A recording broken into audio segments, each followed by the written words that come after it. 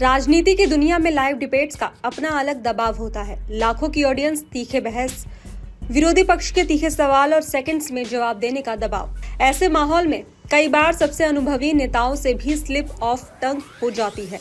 लेकिन इस बार जो हुआ उसने न सिर्फ सोशल मीडिया पर विवाद खड़ा कर दिया बल्कि कांग्रेस के भीतर की खामोश राजनीति को भी उजागर कर दिया। कांग्रेस प्रवक्ता सुप्रिया श्रीनेत, जिन्हें पार्टी के सबसे सक्रिय चेहरों में गिना जाता है, एक बार फिर से सुर्खियों में है, लेकिन ऐसे कारणों से जिनकी शायद उन्हें उम्मीद भी नहीं थी। दरअसल ये मामला शुरू हुआ एक टीवी डिबेट के दौरान, जहां सुप्रिया ललाइट शब्द कहना चाह रही थी, लेकिन लाइव बहस की तेजी में उनकी जुबान फिसल गई और वो शब्द नालायक बनकर निकल गया, और वो भी राहुल गांधी के संदर्भ में। ये बिल्कुल स्पष्ट था कि वो जानबूझकर नहीं बोली, लेकिन लाइव बहस के वीडियो क्लिप ने जैसे ही सोशल मीडिया पर जगह बनाई, बात सेकंड्स में तूफान बन गई। क्लिप वायरल हुआ, कट पीस घूमने लगे और इसके बाद शुरू हुआ वो सिलसिला जिसे रोक पाना किसी के बस में नहीं था।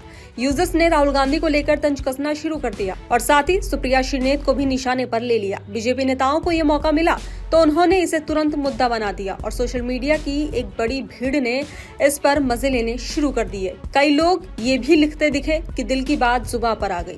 तो वहीं लेकिन ये विवाद इसलिए भी बड़ा बना क्योंकि कांग्रेस इस पर चुप रही। आमतौर पर जब बीजेपी का कोई नेता गलती करता है, कांग्रेस का आधिकारिक सोशल मीडिया हैंडल और प्रवक्ता तुरंत हमला बोलते हैं, क्लिप्स शेयर होते हैं, ट्वीट्स की बाढ़ आ जाती है। लेकिन इस बार जब मामला अपनी ही पार्टी की प्रवक्ता से जुड़ा था, किसी बड़े नेता या आधिकारिक प्रवक्ता ने डिफेंस में एक शब्द भी नहीं कहा। ये खामोशी अपने आप में ही बहुत कुछ बयां कर गई और यही वो बिंदु है जहां ये विवाद केवल स्लिप ऑफ टंग से बढ़कर कांग्रेस की अंदरूनी राजनीति तक पहुंच गया।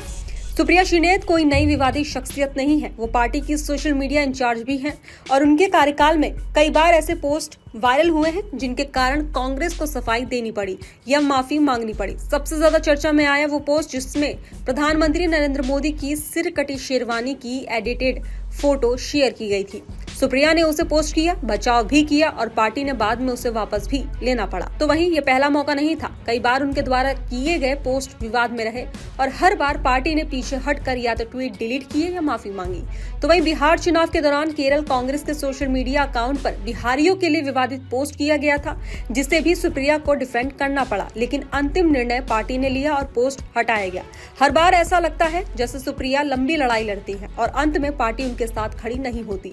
उनके आलोचक कहते हैं कि वो बहुत उत्साही, बहुत तेज और कभी-कभी हद से ज्यादा आक्रामक हो जाती हैं, जबकि समर्थक कहते हैं कि वो अपने काम में प्रति ईमानदार है, मेहनती और पार्टी के लिए लगातार खड़ी रहती हैं। तो वहीं सुप्रिया श्रीनेत की राजनीतिक यात्रा खुद में रोचक है। वो एक प्रतिष्ठित पत्रकार थी और उसी क्षेत्र में राजनीति में आई। कई लोग बताते हैं कि वो पार्टी में अचानक तेजी से आगे बढ़ी, उन्हें टिकट दिया गया, हालांकि उनकी जमानत जब्त हुई और वो अपने निर्वाचन क्षेत्र में दोबारा नहीं गए। लेकिन इसके बावजूद वो राहुल गांधी की टीम का हिस्सा मानी जाती है और कांग्रेस की संचार रणनीति में उनका महत्वपूर्ण योगदान है। यहीं से कहानी का दिलचस्प मोड़ आता है। कांग्रेस के पुराने और नए नेताओं के बीच खींचातान किसी से छिपी नहीं है। राहुल गांधी के खास माने जाने वाले कुछ नेताओं जैसे कन्हैया कुमार, पवन खेड़ा, जयराम रमेश के बीच अक्सर सत्ता संतुलन और भूमिकाओं को लेकर मतभेद की खबरें सामने आती रहती हैं। रिपोर्ट्स के अनुसार जयराम रमेश उनसे नाराज भी रहे क्योंकि सुप्रिया मीडिया प्रभारी बनने की दौड़ में थी।